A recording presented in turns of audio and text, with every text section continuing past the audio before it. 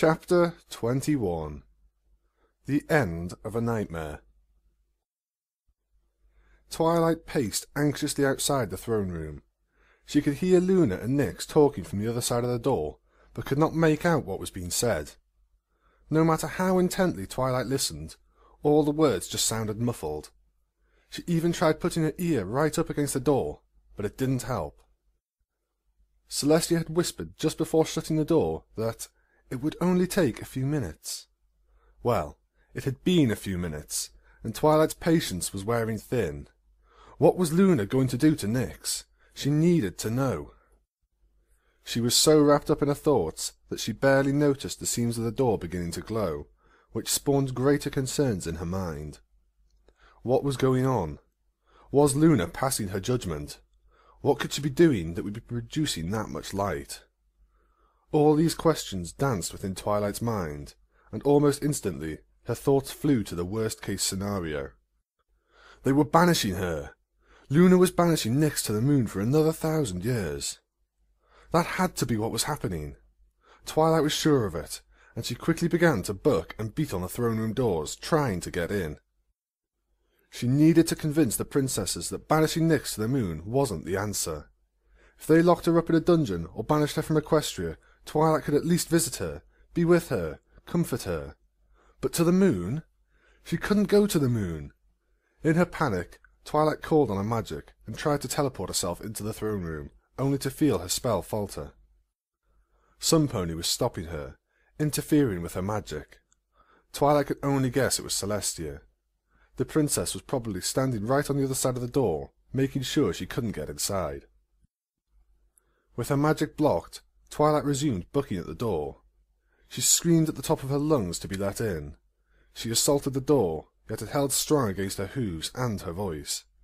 Still, Twilight did not relent. She fought what felt like an eternity, stopping only when she saw the light coming through the cracks in the door grow dark. Her blood ran cold. She dropped to her flanks and sat there, staring up at the door she had been unable to get through. She had failed. She had failed Nyx again. She had let Luna take her daughter away, and she hadn't been able to do anything to stop it. Why hadn't she insisted on staying in the room? Why had she let Celestia lead her outside? She should have been there, should have stayed with Nyx. Why did she trust Celestia? Why hadn't she? Twilight jumped when the throne room doors opened and Celestia poked her head out. Twilight, where? Like Sunpony had struck a match and thrown it into a tinderbox, Twilight's anger exploded. Her mane was consumed with fire, and her coat glowed white-hot. She rage-shifted, screaming so loudly that her voice echoed throughout the halls of the castle, causing any pony that could hear her to stop dead in their tracks and listen. "You banished her! After all she's done, you banished her!" Twilight bellowed. She began grabbing at anything she could, ripping chunks of stone directly out of the walls and hurling them at Celestia.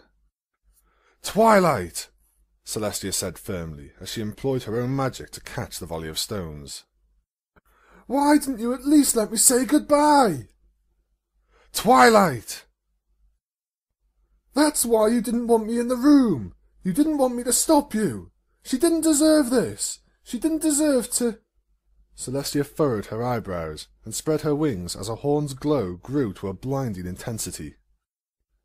Celestia then threw out her magic, the energies washing over Twilight like a tidal wave. Twilight's own magic was overwhelmed, and her rage shift ended like a fire doused in water.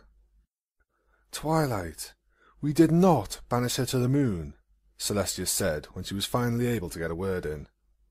You didn't?" Twilight asked, her voice changing from an indignant scream to a disbelieving whisper. "No, we didn't." "But the light? And you were taking so long. What were you and Luna doing if you weren't banishing her?" Celestia let a smile blossom onto her face as she slipped back through the throne room doors. "Come see for yourself."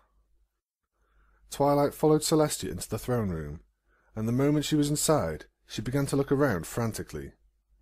She wasn't sure what she was supposed to see, but she still searched for Nyx. Her gaze, however, was quickly drawn to another figure. At the far end of the room stood Princess Luna, but she had undergone a transformation. She had grown as tall and slender as Celestia. Her own star field of a mane had also transformed. Nightmare Moon's mane could be described as a dark night with a faint twinkling of stars. Luna's old mane was a clear summer's night. Her new mane, however, was the night sky at its finest. Millions of stars, nebulae, and other wonders that were normally only visible through a telescope could be glimpsed within her mane. It was a living tapestry. In all, Luna truly looked like a ruler of Equestria and the regent of the moon, a true equal to Celestia in both power, stature, and beauty. Twilight couldn't tear her eyes away for several seconds. She was as dumbfounded as she was the first time she met Celestia in person. When she was finally able to look away, her gaze turned downward where she noticed the black mass on the floor just in front of Luna. It was a little black filly with a unicorn horn, Pegasus wings, purple hair, and a few lingering bandages lying lazily across her flank. Nix? Twilight said breathlessly, her mind struggling to grasp what she was seeing. It was at that moment that Twilight felt a gentle nudge on her side. Looking back, she saw the nudge had come from Celestia. The princess nodded gently once, silently assuring Twilight that what she was seeing was real. That single gesture was all Twilight needed. She burst into a full gallop, raced across the room, and dropped to her knees beside Nyx. The rejuvenated alicorn was passed out on the floor, but Twilight held her all the same. She embraced and nuzzled Nyx, all the while wearing the biggest smile that would fit onto her face. As Twilight hugged Nyx, Celestia and Luna moved closer, standing side by side. They watched the scene before them silently, sharing gentle smiles. "Careful," Celestia said. "I think it would be wise to let her rest." Twilight was brought back to reality by Celestia's words. She loosened her grip on Nyx, but she did not let go. She just held Nyx for a while, as if fearing it was some cruel joke. In time, she looked up at the sisters. But I thought... How could she?"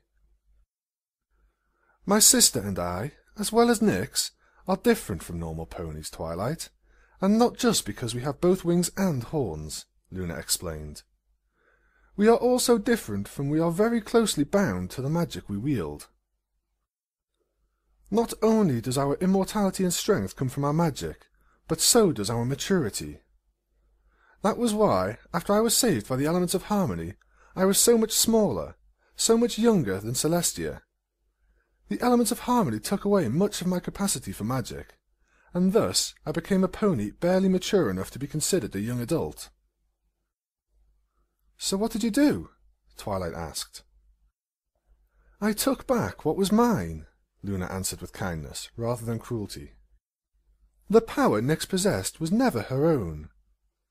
Nexus's spell gave her the portions of my power that remained in the shreds and supplemented what was missing by drawing in raw magic from Equestria itself. I took most of that magic for my own, since it was mine to begin with, and dispelled what remained, leaving Nyx the way she was before the cult pony-napped her. I also," Luna continued, her gaze shifting to the passed-out filly, "took back the memories that never should have been hers, the memories of being trapped in the moon, and everything that preceded that, when she and I were truly one and the same. She will remember the facts about our shared past, but she will no longer know the torment of spending a millennium in banishment. To put it simply, Twilight, I took back what was mine, and mine alone." "Will she remember everything else that happened?" Twilight asked cautiously. "Yes. Nyx must live with the decisions she has made for herself. She possesses every memory from the moment she took her first breath as her own pony until now. After all, it was the events of these last few weeks that helped her discover the kind of mare she wants to be. She'll also retain a few key memories from the day of the Summer Sun celebration 2 years ago, mostly because of how closely those memories are intertwined with her memories of her school play and the following evening. But otherwise, Nyx is as she once was. With her magic drained, her physical maturity has regressed. This has also affected her mind. Much like her body, it is once again youthful and innocent. It is the mind of a child. But I thought you were going to punish her. Banish her to the moon, or... Nyx has worked to undo the mistakes she's made, Luna interrupted, maintaining her gentle tone while still silencing Twilight. That is a sign of a pony that deserves a chance to redeem herself, not one that needs to be punished. But what about the rest of Equestria? They know Nyx is Nightmare Moon. If they see her... Do not doubt that Nyx will have to face those she has hurt, Luna explained, as her voice took on a warning tone. There are those across Equestria, even in Ponyville, who will strongly disagree with what I've done, but that is something Nyx must face. It is a consequence of her actions. But what if some pony tries to hurt her? Twilight asked nervously, once again imagining the angry mob she thought would have formed at the spring festival. She is like us, Twilight. Even as a filly, she is much more durable than most ponies. However, if any pony gives you too much trouble, I am simply a letter away, Celestia assured calmly. And for the moment, let me and my sister worry about what Equestria thinks, Luna added. If there are any ponies that do not agree with what has been done, then they can come and voice their concerns to me. It was, however, my decision to make, and I stand by my belief that this is for the best. So you're going to let her go? Just like that? Twilight asked, finding the situation almost too good to be true. No, Luna stated firmly, her lips bending down in a frown. There is one other part of her punishment, and it involves you, Twilight Sparkle. Twilight winced and held Nyx tightly against her chest as she dreaded what the now much larger Princess Luna was going to do. Luna's gaze was harsh, and she stared Twilight down for a few moments before leaning in to speak. Yet as she spoke, the tone of her voice was serious, but not threatening. Twilight Sparkle, I hereby place Nyx in your care. You shall be her legal guardian, and it will be your responsibility to ensure that she never again repeats her crimes. You shall watch her as she grows up. I want you to ensure that she laughs, learns, lives, and has friends. I ask that you help her enjoy the childhood that was almost lost to her, and make sure she becomes the mare she wants to be. Luna let her voice slip into a more pleasant tone, and she smiled mischievously. Think you can do that? It took a moment for Twilight to process the order she had just been given, but the moment her brain connected the dots, she nodded her head furiously. She proceeded to hold and nuzzle Nyx, while her face remained locked in a huge smile. Tears rolled down Twilight's cheeks, and she made no effort to stop them. She was too happy to care. It was then Celestia leaned in close to Luna and whispered quietly, "Good job, sister." Celestia and Luna departed for Canterlot soon after, planning to announce their return to Equestria in the morning. News would spread across the kingdom quickly, and if Twilight knew anything, Pinkie Pie would probably throw a "the princesses are back" party as soon as she found out. Despite that small, lingering concern, Twilight chose to focus on one thing: going home with Nyx. The Golden Oaks Library had survived the attack, and at the moment, Twilight wanted, maybe even needed, to have Nyx to herself for a little while. After sneaking out of the castle, Twilight quickly strode through the empty streets of Ponyville. Upon entering the library, Twilight was thankful to find Owlicious wasn't there. She did see Spike, but he had fallen asleep in the middle of the floor, dozing off during his chores with Pee-wee asleep on top of his head. It was a sight that really made Twilight feel like she was at home, a single, simple familiarity. Taking a moment, Twilight levitated Spike's basket down from the bedroom, ensuring that both he and Pee-wee were sleeping comfortably before she took Nyx upstairs. Having her magic drained away had knocked Nyx out, something Twilight was a little thankful for. If Nyx had woken up at the castle, it would have been more difficult to get her back to the library without drawing attention. At the moment, however, she was still asleep, and Twilight carefully levitated her into bed. She then gently nuzzled Nyx, intending the touch to be a good-night gesture. Nyx, however, stirred and groaned a little as she opened her eyes. Confusion flashed across her face as she looked about the room. When she noticed Twilight and how big she seemed to be, Nyx looked down at herself, gaping in disbelief at her tiny body. "How are you feeling?" Twilight asked. "Okay, kind of," Nyx began to answer, only to squeak a little and lift a hoof to her throat. Her voice was back to the way it was, something that only confused her further. It was no surprise that Nyx asked what had happened, and Twilight was more than happy to tell her everything. It was an explanation that Nyx listened to intently. She hung on Twilight's every word until the very end, when she asked, "So, Princess Luna took it all back? What was originally hers, but you should still remember everything that happened since I found you in the forest." I do remember," Nyx admitted. "But it's weird." "How is it weird?" I can remember how I used to think, how I used to know all sorts of things, and I remember what I did, but it feels like it was a nightmare. It's like I went to sleep, dreamed all those things, and now I've woken up." "But you do know that everything really did happen, don't you? You do realize that it wasn't a nightmare?" "I know what I did," Nyx said before looking up at Twilight nervously. "So, what happens to me now? Are the princesses going to take me away again?" Twilight shook her head. "No, they aren't." "Then, are they going to banish me to the moon?" Nyx asked as she tried to imagine what punishment awaited her. "No, they aren't," Twilight said again, beginning to smile. "Are they going to punish me at all?" "Yes, they are." What are they going to do?" Nyx asked with a small tremor in her voice. "They're going to make you stay here and be my daughter," Twilight answered, offering a big, toothy grin. The words made Nyx's eyes light up in disbelief. Unable to contain her joy, she leaped out of bed and tackled Twilight. The pair was soon lost in a fit of giggles, for Twilight was taking her revenge for being tackled by playfully tickling Nyx. It was the kind of fun both of them had been missing. Twilight knew Nyx would grow up eventually, that someday she would once again become a tall, regal alicorn with enough power to move the sun and moon. But for the moment, she was just happy to have her daughter back, to be able to enjoy raising and caring for Nyx for longer than just a few months. After Twilight finished tickling Nyx, she helped her back into bed. Like the many nights before Nyx had been taken away, Twilight carefully tucked her in and kissed her on the forehead. "Welcome home, Nyx," Twilight spoke sweetly, sneaking another kiss on Nyx's cheek before she crawled into her own bed and extinguished the lights. As her eyes adjusted to the now dark room, Nyx yawned and snuggled into the covers of her bed.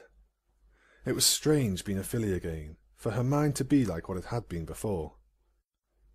In the dark of the room, her eyes were once again playing tricks on her. Nyx noticed strange shadows around the room that caused a twisting sense of fear to build in her chest. She felt defenseless again. Without all the power she had had as a grown-up, the world was once again a threatening place.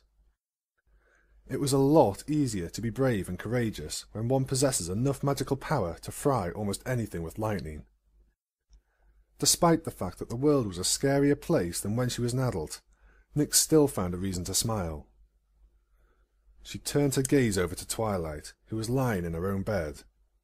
She had a mother that loved her more than anything, one that she knew would never abandon her. It didn't matter any more that she was Nightmare Moon.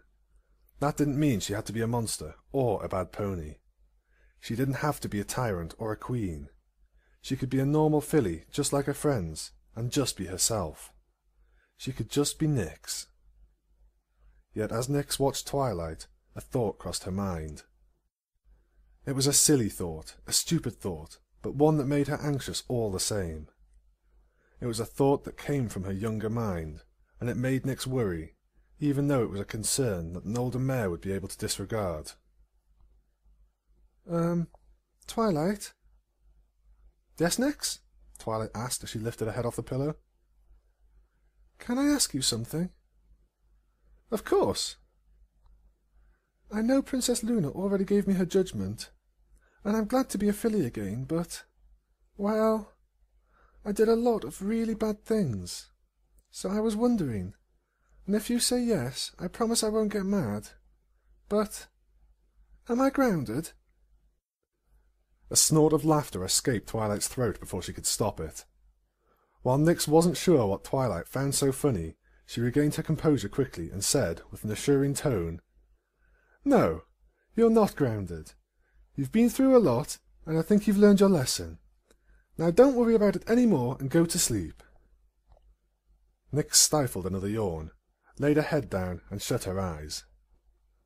"Okay, Twilight," she muttered out as sleep began to overtake her. Going from being a full adult mare back to a filly was a tiring experience, and with her fears sated, Nyx soon drifted off to sleep. Twilight's eyes slid open at the familiar sound of Spike burping up a letter. It was a sound Twilight had longed to hear for the several weeks she had been locked in the castle's dungeons. Sitting up, Twilight yawned before slowly slipping out from her covers and making her way to the staircase.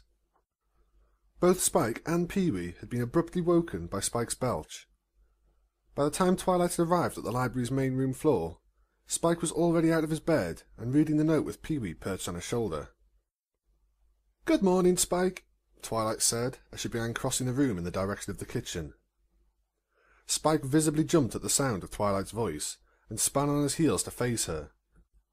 After he had seen that it was just Twilight, Spike was able to calm himself and say, "Hey, Twilight, I thought you were going to stay at the castle last night." "I was, but a couple of things happened.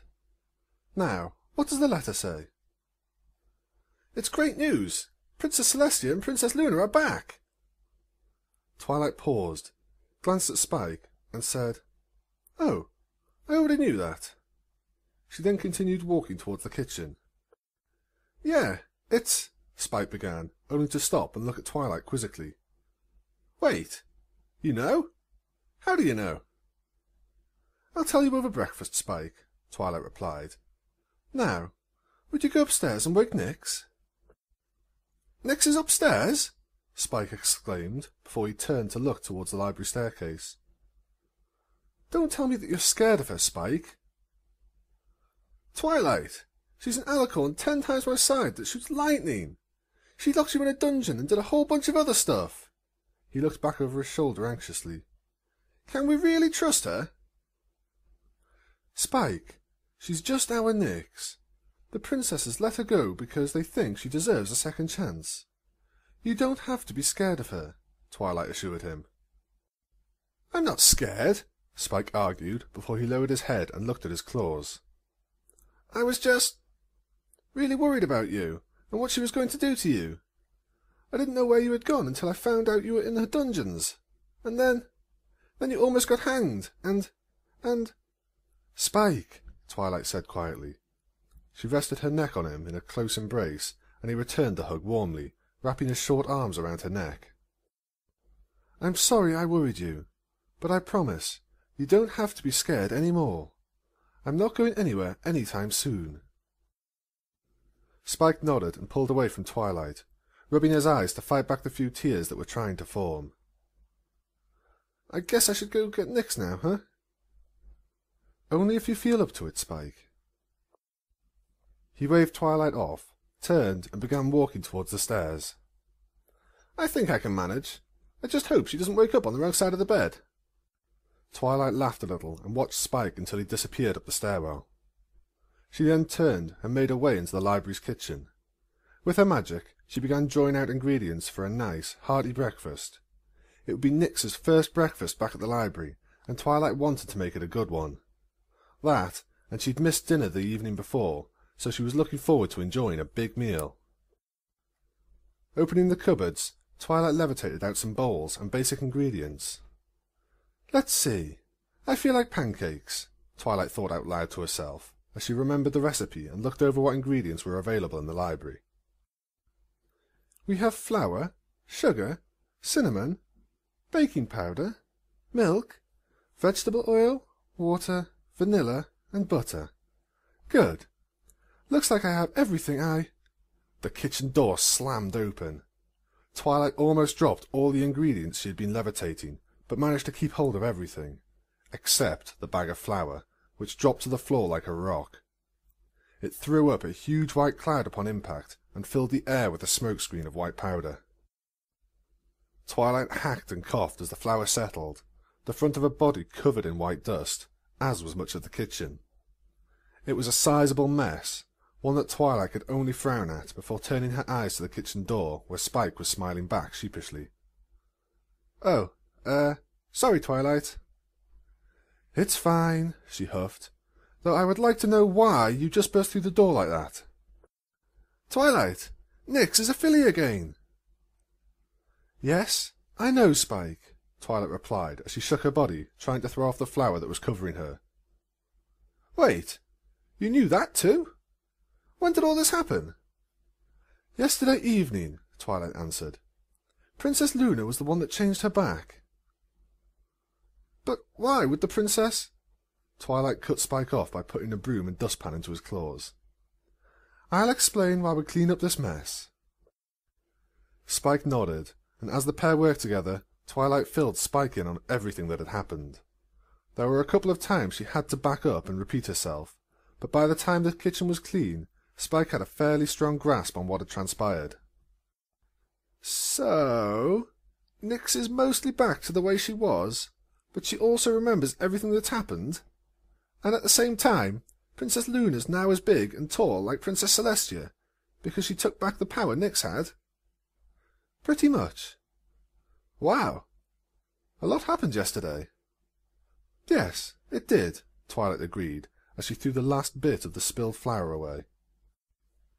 "Now, would you please go upstairs and get Nyx while I start on these pancakes?" Spike nodded and scampered out of the kitchen while Twilight turned her levitation spell on the ingredients. She began to carefully measure out and pour them into a mixing bowl. Soon the batter was perfect, and Twilight was cooking the first pancake on the stove. Feeling just a little adventurous, Twilight chose to forego using a spatula and try to flip the pancake with just her magic. Just then, there was a loud squee. The sound of Nyx's voice made Twilight jump a second time that morning. The half-cooked pancake, which was being lifted by Twilight's magic, soared skyward, flipping and turning in the air before it came back down. With a thick splat, the uncooked side landed on Twilight's head, splattering white batter across her face while she furrowed her eyebrows in annoyance. "Twilight! Twilight!" Spike chanted as he and Nyx came running through the kitchen door, only for both to come to a stop, dead in their tracks. "Whoa, Twilight! You trying to cook that pancake on your head?" Spike joked, which only drew a frown and an annoyed glare from her. "No, I'm not," Twilight grumbled as she levitated the pancake off her head and grabbed a wet rag from the sink to clean herself. "Now, why did I hear a scream?" "Nyx has a cutie mark!" Twilight's annoyance disappeared, and she lowered the wash rag from her face. "She does?"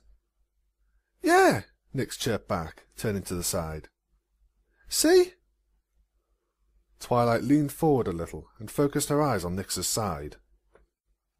Her cutie mark was a single, simple image. A night blue kite shield, which tapered off to a single point at the bottom, and crested to a single point on top. The blue colour was steely, with a slightly lighter toned metallic highlight that, if Twilight wasn't mistaken, almost looked like a narrow crescent moon. "Isn't it amazing?" Nyx asked. "Yes, it is," Twilight answered. "Did you just get it?" "No, and that's the thing we couldn't figure out," Spike explained. "I saw it when Nyx climbed out of bed, and I've never heard of a pony getting a cutie mark while they were asleep. Well, unless their special talent is sleeping. Anyways, that means she had to get it before she went to sleep last night, but she doesn't remember seeing it before she woke up."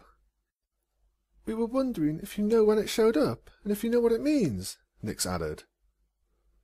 "I'm sorry, but I don't. Maybe Princess Celestia knows."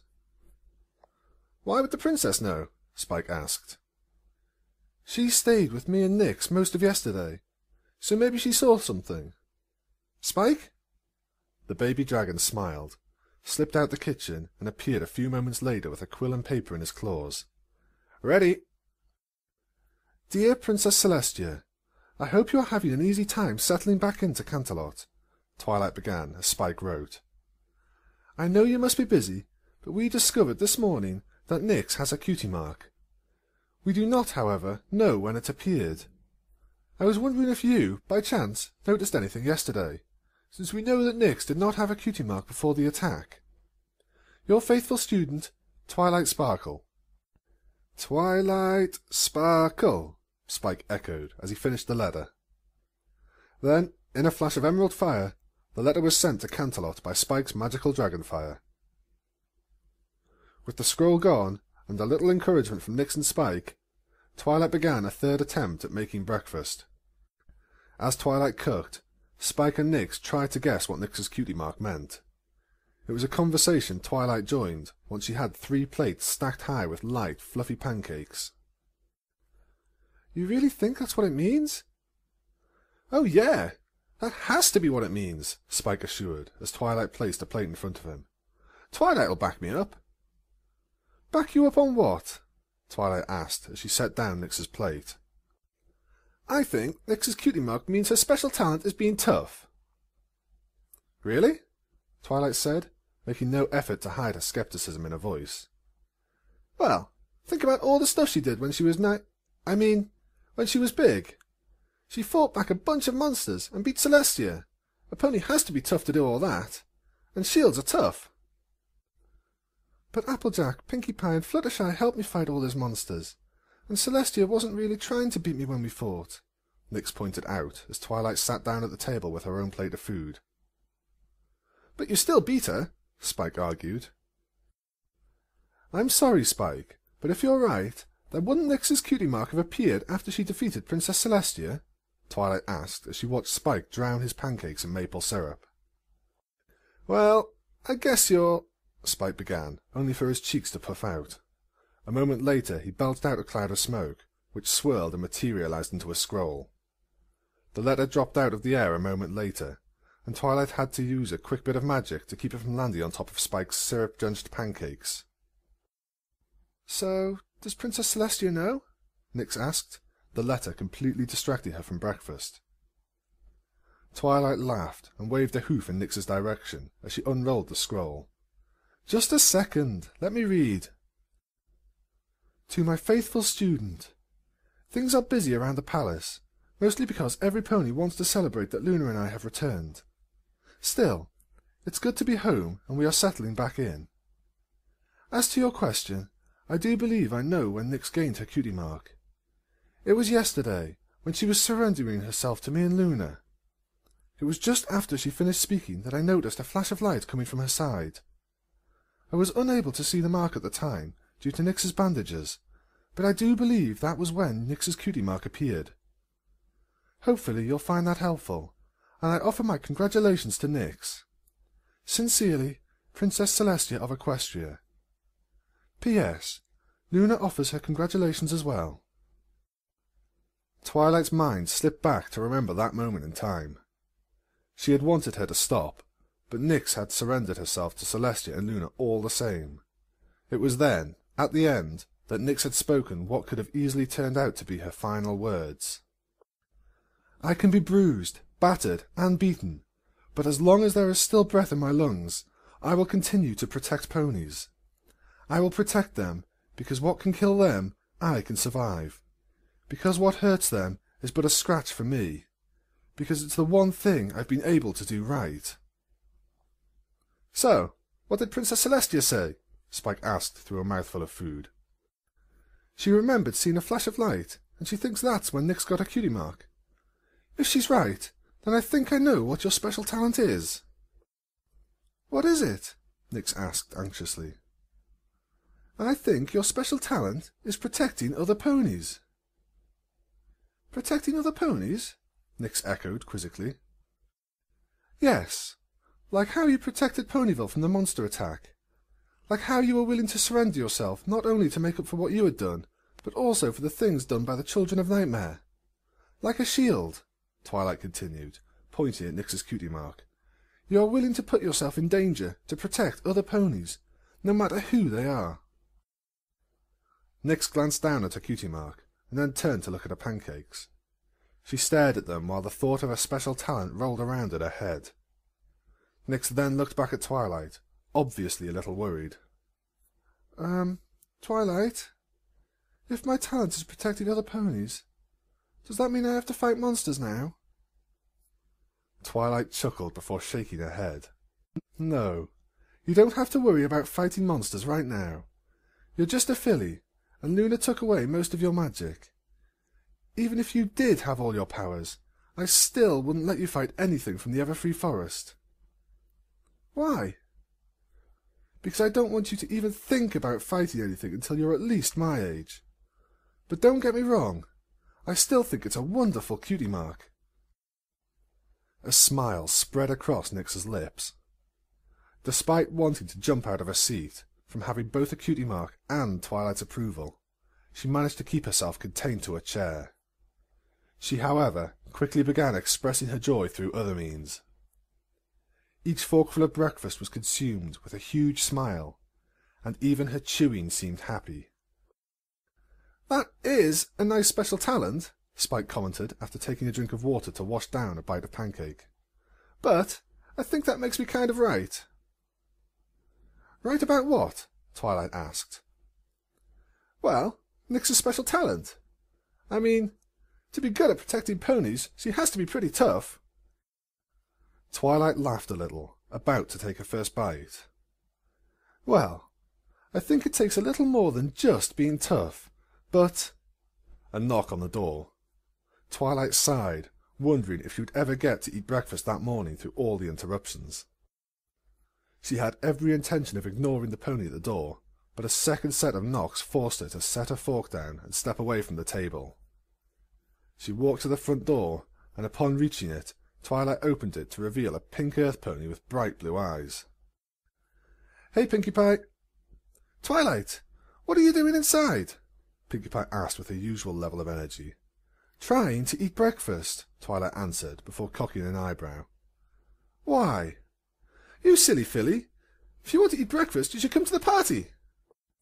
Twilight cocked her head in confusion, but Pinkie Pie just responded by pointing down the street with her hoof. Twilight followed Pinkie's point and stuck her head out of the library door to see that, a few blocks away, the streets of Ponyville had been transformed. Every lamppost, storefront, basically anything that could be decorated had been decorated with banners and flags that featured sun and moons. Ponies were outside, laughing and dancing in the streets, and Twilight could even hear music in the air, though it sounded like it was coming from several blocks away. "What's all that about?" "It's The Princesses Are Back party," Pinkie Pie answered with a bounce. "A Pegasus came from Canterlot this morning and told the mayor that Celestia and Luna were back, and then she told Ditty Doo, and Ditty Doo told Carrot Top, and then Carrot Top told Mr. Cake, and then Mr. Cake told Mrs. Cake, then Mrs. Cake told me. Now, since every pony knows the princesses are back, and I don't have to keep it a secret, I threw together the biggest, most exciting block party ever." "Wait, so you threw a party together already?" "Of course," Pinkie Pie replied. "I mean, I put together a party just as big for when we saved Princess Luna, and I barely had any time then. This time, I actually had ponies to put up decorations, and I've got punch made, and I have 5 cakes baking." "Wait, how do you have 5 bakes caking? There's only one oven at Sugar Cube Corner." "That's easy, silly. I just used other ponies' ovens." "I guess that would make sense," Twilight replied, though she was honestly expecting a much stranger answer. "So," Pinkie Pie began as she leaned into Twilight, "are you going to come to the party?" "Actually, I may not, Pinkie Pie." "Aw, why not? I mean, it's going to be so terrific, and I think you, more than any pony, would be happy that the princesses are back." "I am happy, but I wouldn't want to make Nyx stay here at the library by herself, and it's probably not a party she would like to go to. While it is a party for the princesses, there have to be some ponies out there celebrating the fact that they think Nyx is gone." "Oh, every pony already knows about Nyx." Twilight's eyes widened and her mouth hung open slightly. "They do?" "Yeah. The message the princesses sent out said that Nyx let them go, that they punished Nyx by taking away her powers, and that they had put her in the care of a pony that would make sure she wouldn't be a threat to Equestria ever again. A pony Princess Celestia trusts completely. And, Pinkie Pie continued, Princess Celestia doesn't trust any pony more than you, so I knew Nyx was staying with you. That, and a couple of ponies saw you leaving the castle last night with a little black filly. Still, Princess Celestia's punishment sounds so silly. Any pony that knows you and Nyx would know that the idea of her living with you isn't a real punishment. Twilight found herself smiling as she silently thanked the princesses. They had told Equestria the full truth about Nyx, but had done it in such a way that most of Equestria would believe that Nyx was actually being punished. To the common pony, it sounded like she was being carefully guarded and that her powers had been taken away by force. Yet the residents of Ponyville, who knew Nyx better, could see the full truth. Most would be angry that she got off so easily, but some would be happy to know that she was back with the unicorn that cared about her. It was probably a fool's hope, believing all of Equestria wouldn't find out the truth sooner or later, but Twilight was thankful for what the princesses had done all the same. It does sound like a lot of fun, Pinkie Pie, but I think Spike, Nyx, and I should just spend the day together. Pinkie Pie smiled knowingly. Okay, Twilight, I hope you three have fun. Oh, and if you change your mind, you're welcome to stop by the party and get some cake. I'll keep that in mind, Twilight replied. She was about to slip back inside the library when the thought struck her. Hey, Pinkie Pie? Yeah? Do the cakes have any parties planned in Sugar Cube Corner over the next few days? Not that I can think of. Why? Spike? Twilight? Nyx called out, slowly descending the stairs of the library's main floor. It had been a few days since the princess's return, a few days of fun for Nyx as she got back into a normal routine with Twilight, Spike, Pee-wee, and Owlicious. It hadn't all been peaceful. A few ponies had come by the library to argue with Twilight that Nyx needed to be locked up or even taken away. Twilight, however, proceeded to chew out and slam the library door on those ponies' faces. And afterwards, she always reassured Nyx that she didn't deserve any of the punishments they were demanding. It had been okay until 3 ponies came at once, with every intention to take Nyx by force, and lock her up until they could convince Celestia she needed to be banished. It had been a tense evening, but with her magic and Spike's help, Twilight chased those ponies off. Then, to make Nyx feel better, Twilight broke her usual rule and read 2 stories before bed. Nyx had been so excited that she made herself stay up for both stories, which resulted in her sleeping in. It was almost 10 in the morning, and while Nyx wasn't surprised to see Twilight and Spike weren't in bed, she was surprised to find they weren't in the kitchen or the library's main room. Where is everypony? Nyx asked herself, after checking most of the library. For a brief moment, a flicker of fear sparked inside Nyx, as her more youthful mind betrayed her. She couldn't stop herself from wondering if she had been abandoned again, but she dispelled the thought with a firm shake of her head. She knew that Twilight wouldn't just leave her like that. Not now. Not ever. That still left Nyx wondering where everypony was, and she began to search the library. It was when she was in the library's basement that the rapping of a hoof on wood reached her ears. Some pony was knocking on the front door, and for a moment Nyx wasn't sure whether or not she should answer. The ponies at the door could have easily been some of the ponies from town that wanted to take her away. On the other hoof, Nyx realized that the pony at the door could be Twilight or one of her friends. So, she decided to at least see who it was. Nyx galloped to the door and reached out with her magic to open it. She, however, couldn't help but fumble with the handle for a few moments. Her magic was much weaker, and she was still getting used to it. It was even weaker than it had been when Twilight first found her for some reason. Still, with some effort, Nyx got the door unlatched and pulled it open with her hoof. There you are! Nyx jumped back, and a small eep escaped her throat as she retreated into the library. The party pony of Ponyville, Pinkie Pie, had been standing right on the library doorstep, catching Nyx off guard. Yet even after startling her, Pinkie Pie quickly zipped inside and got right up beside Nyx, giving her a playful noogie. I was so worried you were going to go and sleep through the party, but Twilight said I couldn't wake you up until it was 11. I thought that was kind of sad, since you've missed so much fun already, but then I heard some pony moving around. So, I guessed you were awake. Decided to try knocking on the door, and I was right. Now you can come to the party earlier and have so much fun. I bet if we really try hard, we can make up for the hour you were being a sleepy McSleepyhead. Pinkie Pie, stop it. Nix half giggled, half whined. She escaped Pinkie Pie's relentless but playful noogie and stumbled back a few steps from her. What's going on? What party? Oh, my, thanks for saving Ponyville from a bunch of scary monsters party. Hey, can you guess who the guest of honour is? Twilight? No, Pinkie Pie replied with a sing-song voice. Rainbow Dash? Pinkie Pie giggled. No. Applejack? Not even close. Fluttershy? Wow, you really need to practice at guessing games. It's you silly filly. Me? Well, duh. Yeah, Applejack and Rainbow Dash and Twilight and Fluttershy all helped, but you were the mare that really saved the day. You went and broke yourself into all those clones, then you flew around helping ponies like an army of superheroes. You brought lightning down with big cracks, and you bucked with some kapows, and then you threw the monsters back into the Everfree Forest with Nethoom.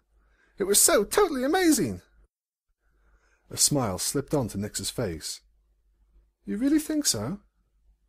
Yep.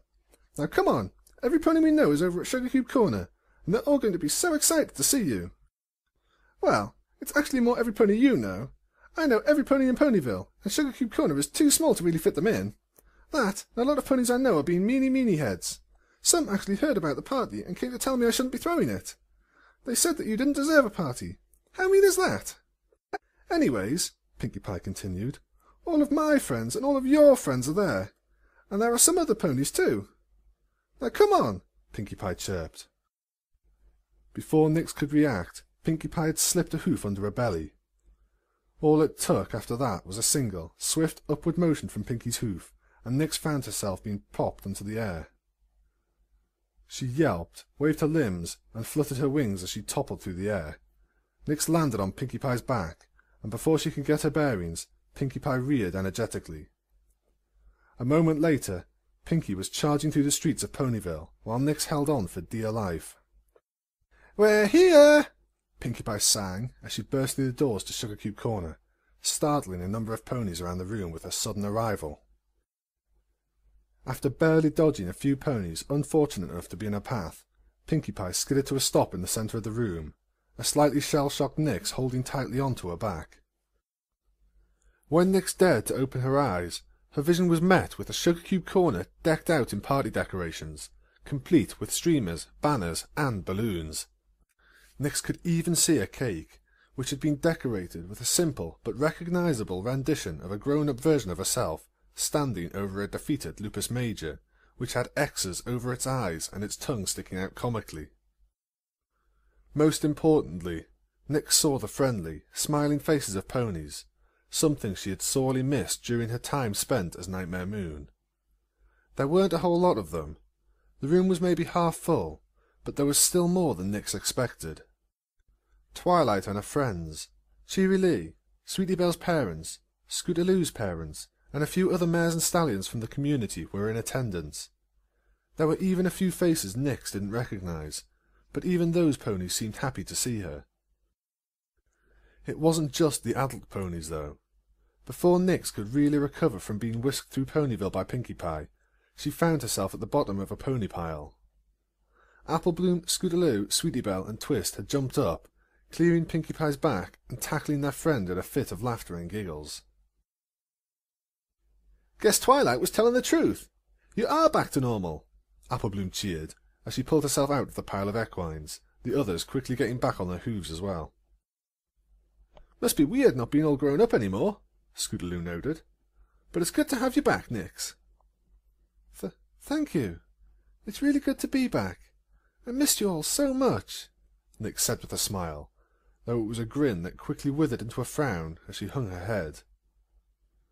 "Listen, I'm so sorry that I locked you in the dungeons. I really didn't want to, but Spellnex convinced me that—" "We know," Applebloom reassured, while she placed a hoof on Nix's shoulders. "It was scary, but Twilight told us why it had to lock us up." "I'm still very sorry, girls. I promise. I didn't want to do it." Sweetie Belle was the next to come up beside Nix, and she was wearing a comforting smile. "It's okay. We've all forgiven you." "Yeah, it's totally—" "Hey!"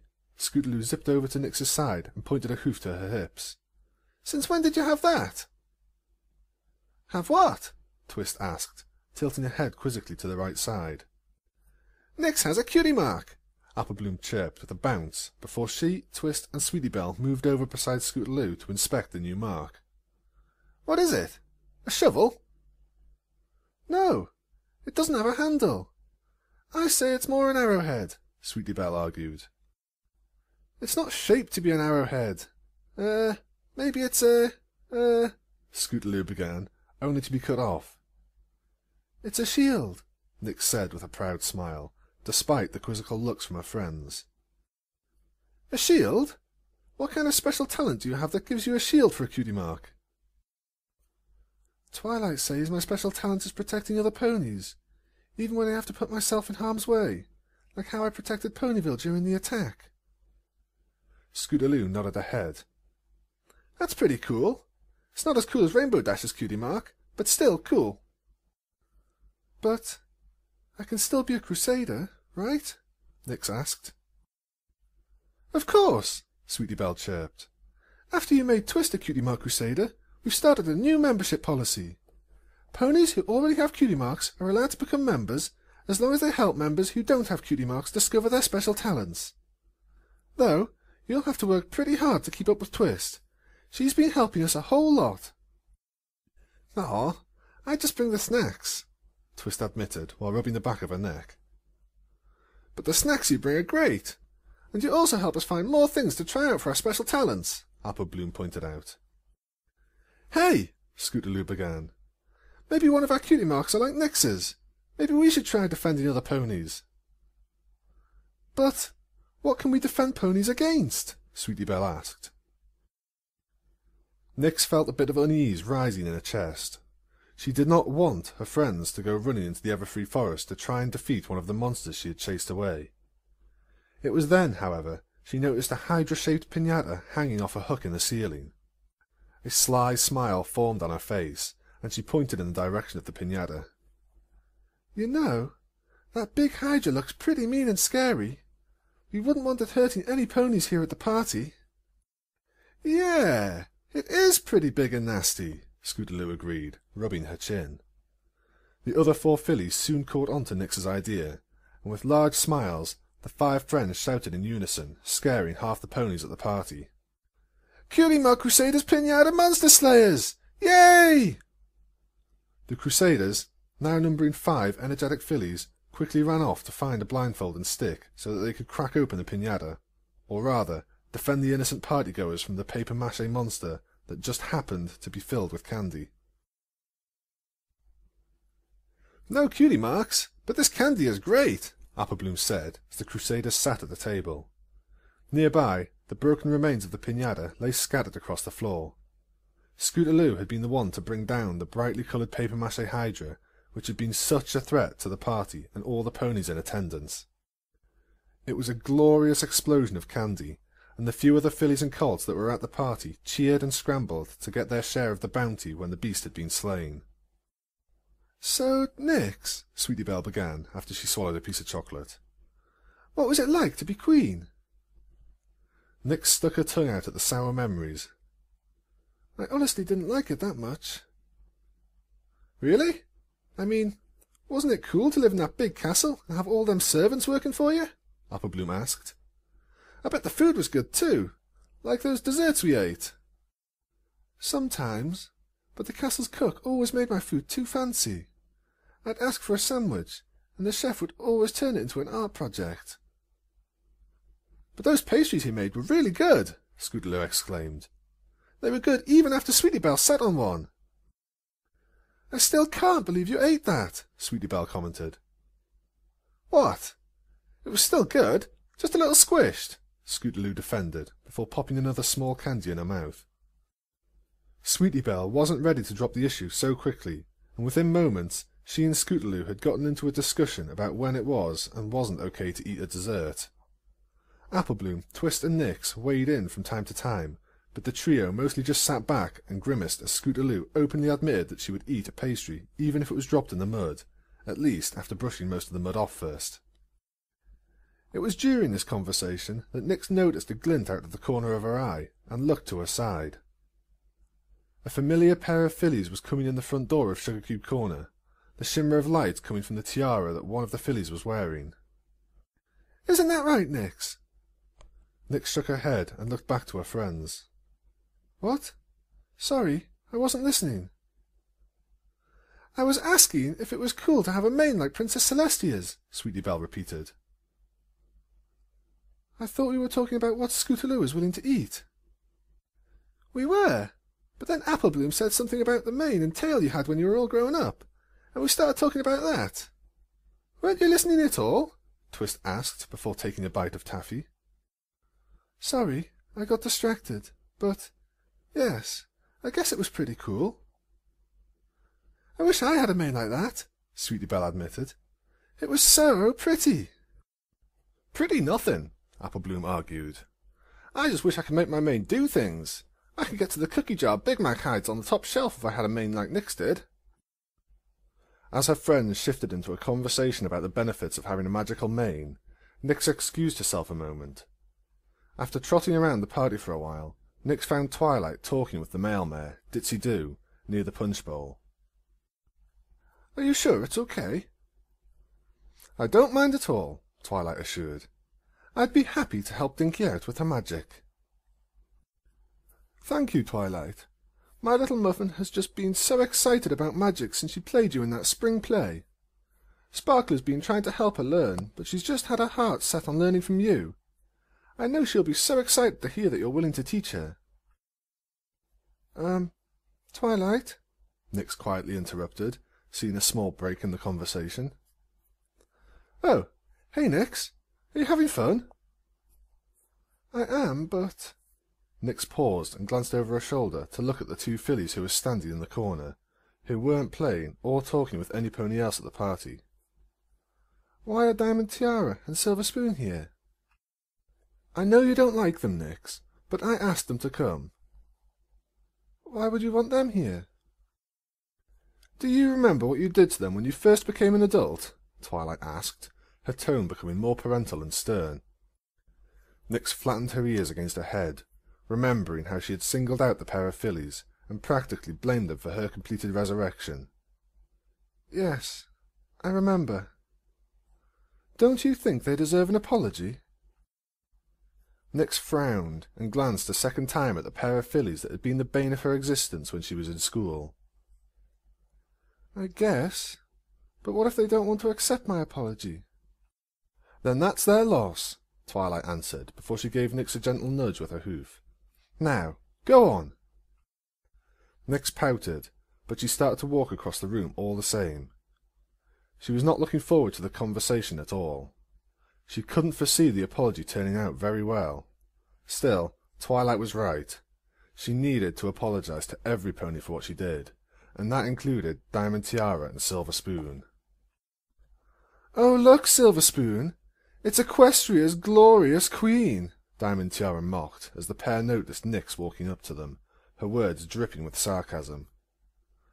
"What do you want, your majesty?" "Oh, wait, let me guess.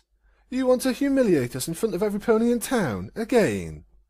Or maybe you want to take my dad away, again?" I... Nix fumbled under Diamond Tiara's accusing gaze.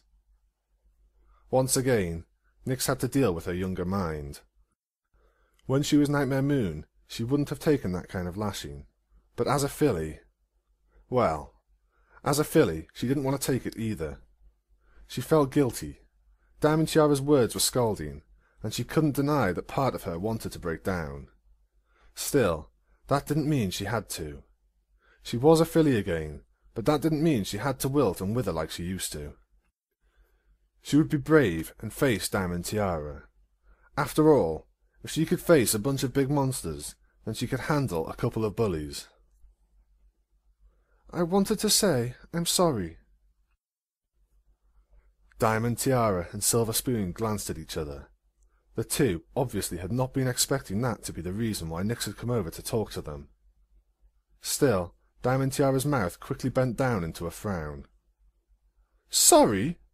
Sorry? Like, who do you take us for? We're not stupid. You hate us almost as much as we hate you. So why would you be sorry? Because what I did wasn't right, and it doesn't matter if I like you or not. You still deserve an apology. Well, thank you so much. That makes things, like, so much better. Nyx felt herself bristle. I was just trying to be nice. Why did you two even come, anyway? We just wanted to see how lame this party was going to be, and get some free cake. Now, why don't you go and be nice with your blank-flank friends? Diamond Tiara dismissed, waving Nyx off with a hoof. We don't need your sympathy, Nightmare Moon. Nyx furrowed her eyebrows, and tried to fight the urge to flip Diamond Tiara upside down with her magic. It was a part of her old personality, her Nightmare Moon side, that remained despite her return to fillyhood. It was the same temper that had made her lash out at her guards and servants when they disobeyed or questioned her. It was the same temper that made her want to strangle Spellnexus's scrawny neck for almost killing Twilight. It was a temper that now remained with Nyx, but one she managed to wrangle before she did something she'd regret.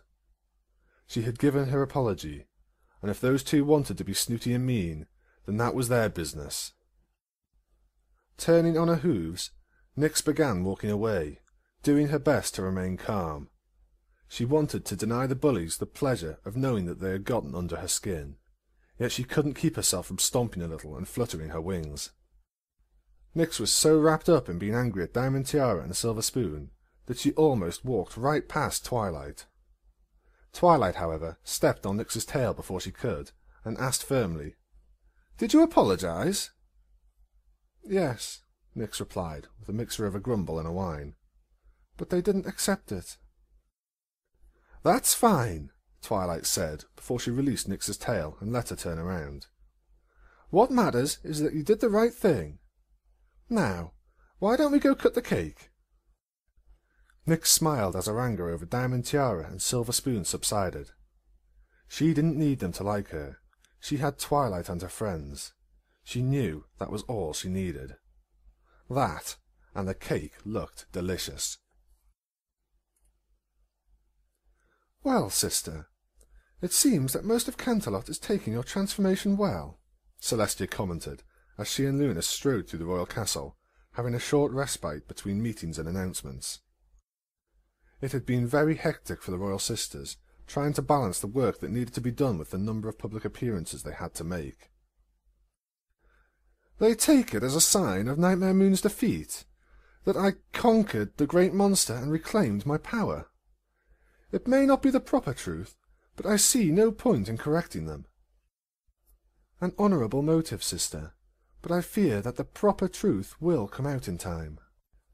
Some ponies from Ponyville have already sent letters to me about the fact that Twilight isn't punishing Nyx as they think she should. Shining Armour has been surprisingly vocal, and a letter from one Filthy Rich complained about the fact that his daughter, Diamond Tiara, was invited to a party for Nyx." "A party?" Luna echoed quizzically. "From the invitation I personally received, it was a thanks for saving Ponyville from a bunch of scary monsters party, thrown by the bearer of the element of laughter, Pinkie Pie. If memory serves me right, the party is going on right now." A small chuckle escaped Luna's lips as she thought back to her own encounters with Pinkie Pie. "She does throw very grand parties. I hope Nyx enjoys it. Speaking of Nyx, I must admit I was curious about something. I feel you made the best decision for Nyx and Twilight, taking back your powers and memories, but—" "You want to know how I did it?" Luna interrupted. Princess Celestia nodded her head. "Yes. It isn't a spell I'm familiar with." The smile slid from Luna's face, and she chose to focus on the corridor ahead. "It was a spell created out of dark jealousy and ill intentions. My plans to try and keep the moon in the sky began before I properly became Nightmare Moon. I knew that I wouldn't be able to resist you and the sun for long, considering back then you were my elder and superior in terms of age and power. So I studied and developed a spell that allowed me to steal magic. Flowers, trees, ponies. I stole not only their magical power, but if I came across a pony with a unique knowledge of magic, I would steal that as well. I used the spell to build up my power, Luna admitted, with hints of disgrace with her words. When I had enough knowledge and magic gathered, I used it to transform into Nightmare Moon. I infused myself with the power, and became a mare that could easily stand against the pony you were 1,000 years ago. It is a horrible and dark art. Celestia shifted, gently nudging up against Luna as the pair continued to walk down the hall. Do not worry yourself, sister.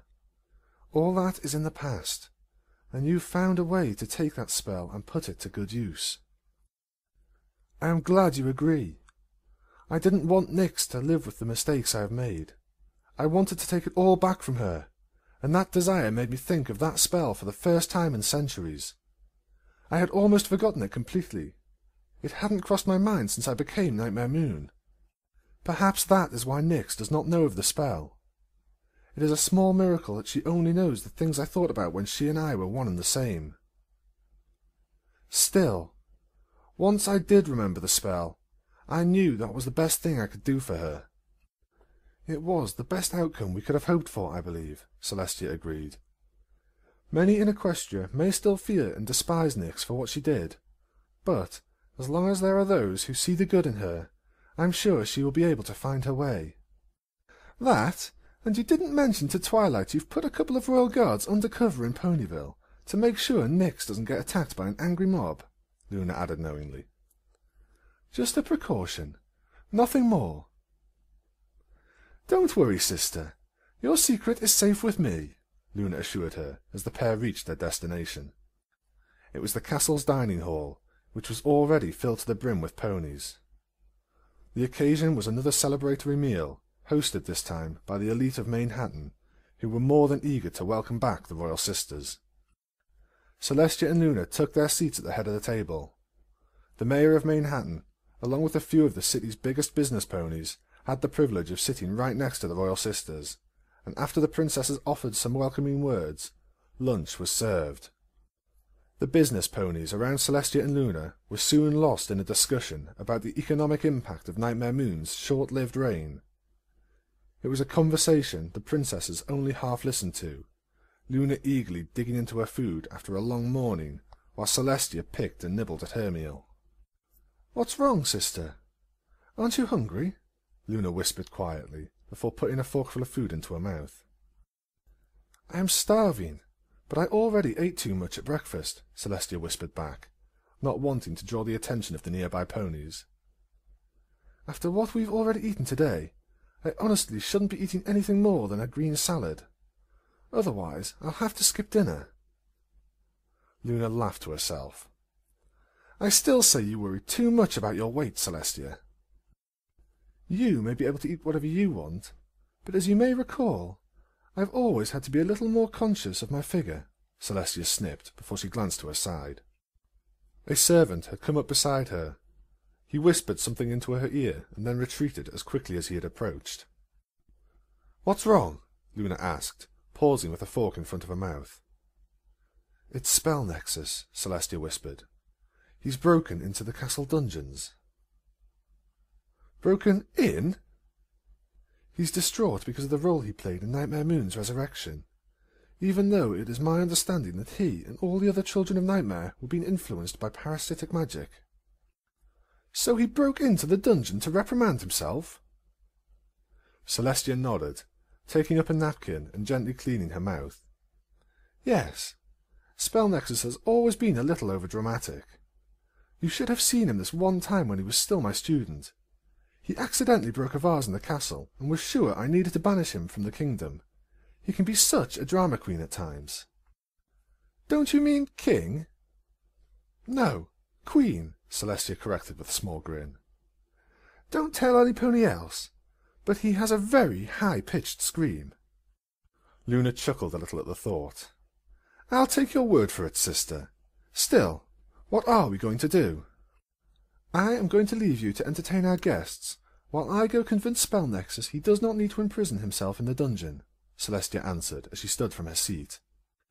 "That, and if I know him as well as I do, I'll also need to convince him that he doesn't have to resign from his position as headmaster of my school.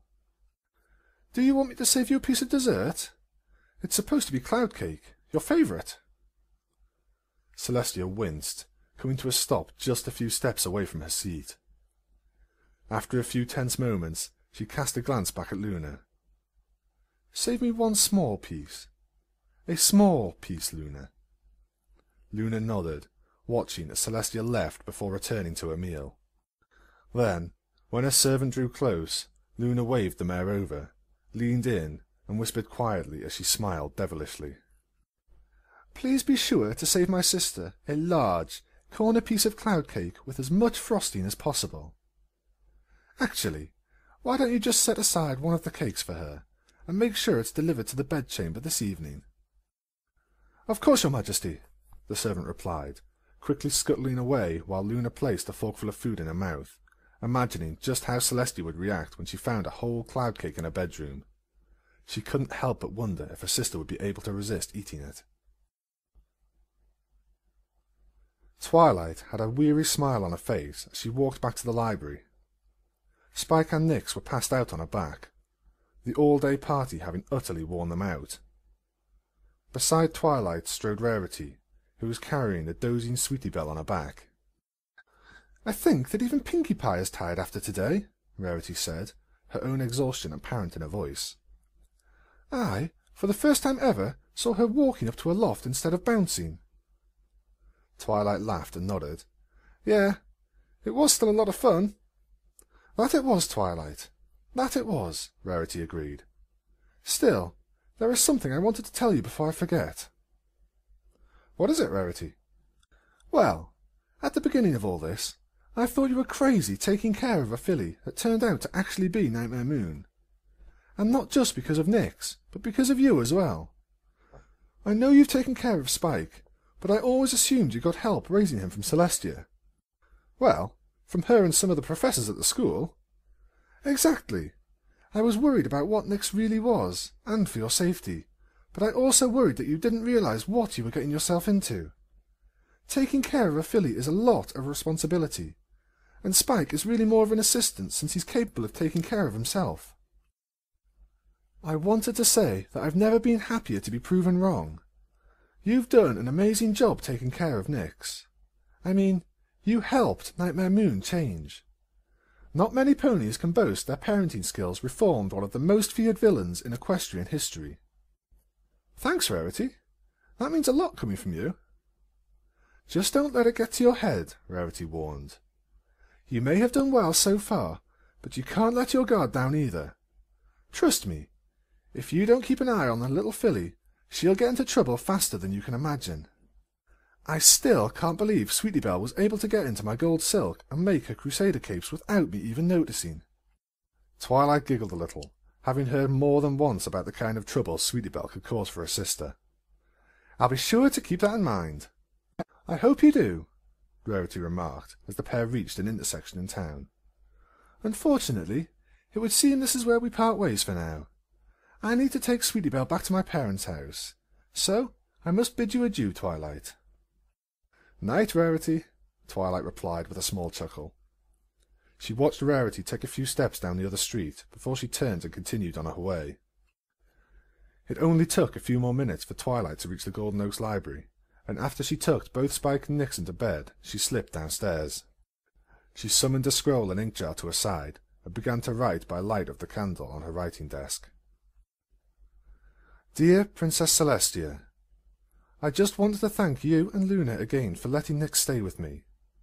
While most of Equestria may not be as welcoming to her, I can assure you that, after today's events, Nyx has friends among the ponies in Ponyville. Ponies who are willing to see her for who she is, and not who she was.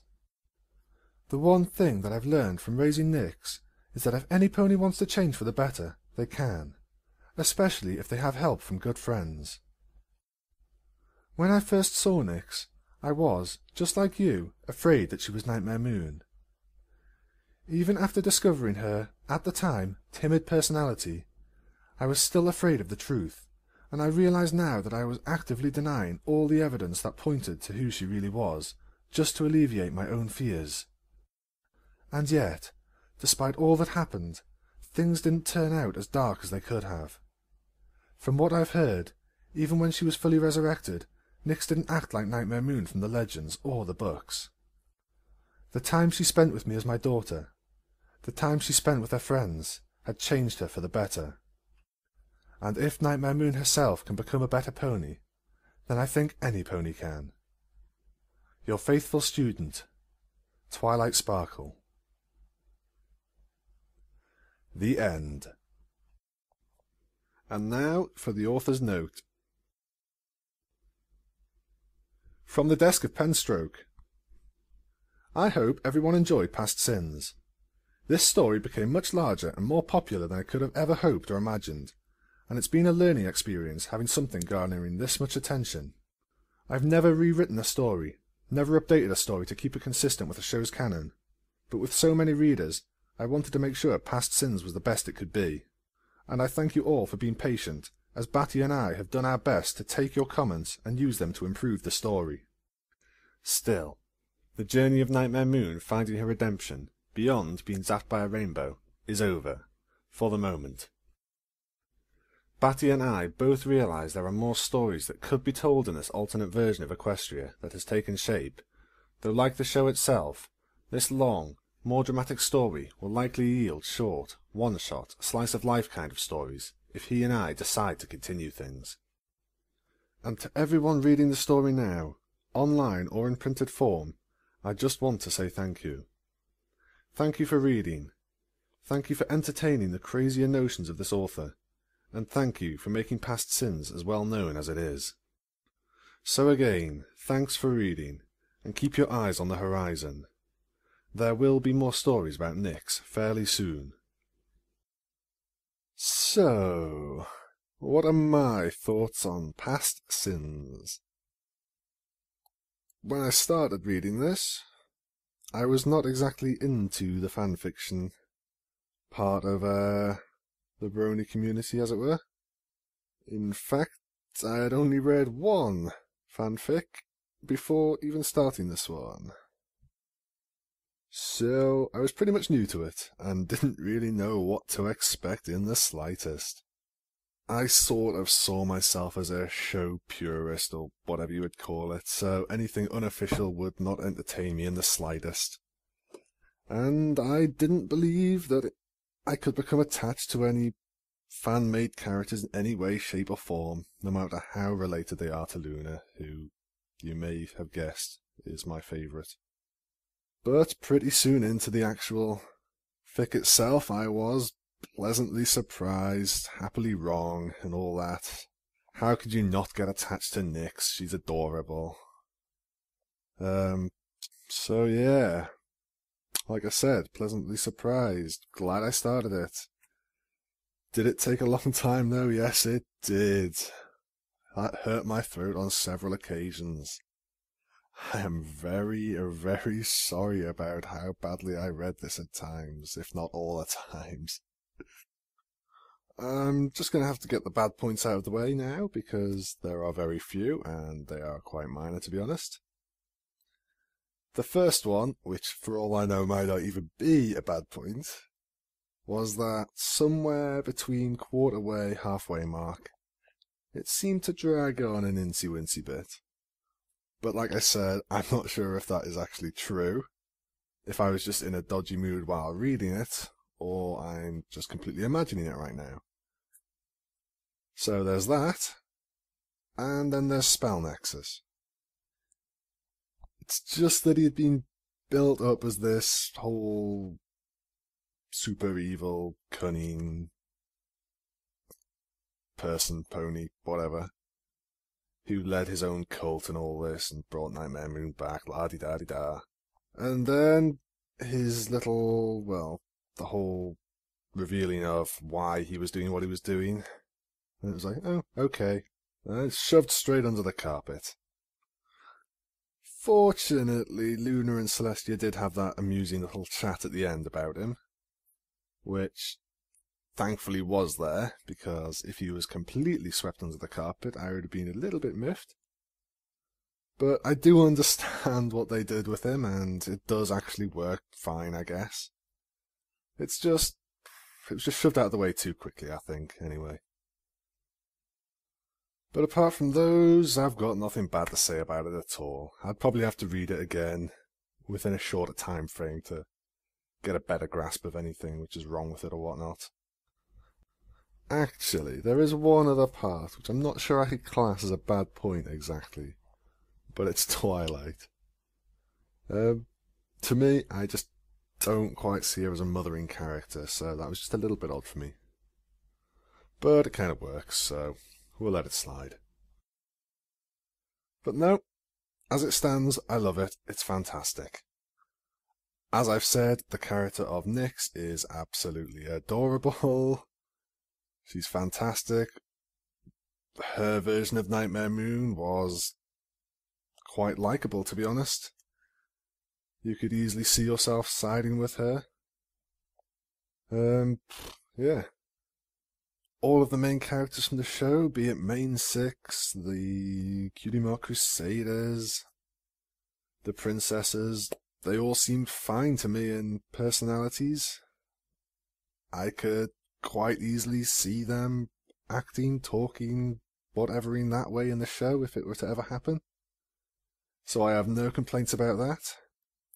In fact, I absolutely love how there was a pen stroke treated Rarity in this. I thought she was fantastic, and I'm not entirely sure why.